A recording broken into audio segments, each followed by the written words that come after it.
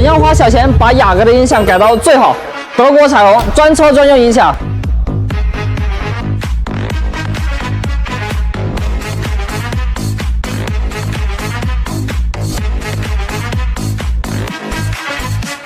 雅阁的中低配车型，原车只有4个中音喇叭，没有高音，没有低音。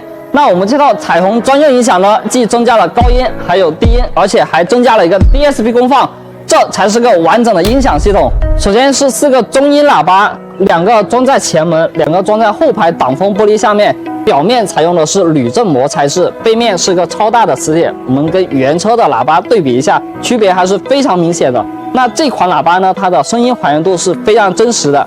接下来是4个高音喇叭，也是采用的铝膜材质，2个装在后挡风玻璃下面，2个装在前门的 A 柱，这是罩子，直接卡在里面就可以了，声音非常的清晰通透。这个是中置喇叭，只有顶配车型才有的，装在仪表台后面。这边是一个顶棚的柏林喇叭，2个高音，左右各一个。那这2个升级完之后呢，整体的声场和立体感更强。最后呢，就是这个双磁荷盘炮，双音圈的设计，低频强劲有力，它是跟 DSP 功放集合为一体的，所以它的手感比较重。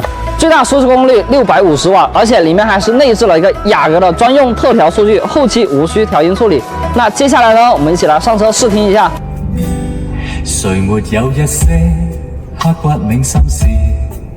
谁能预计後果？誰沒有一些舊恨心魔？一點點無心錯。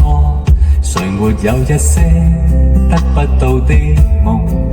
誰人負你負我多？誰願意解釋為了什麼？一時已經瘋。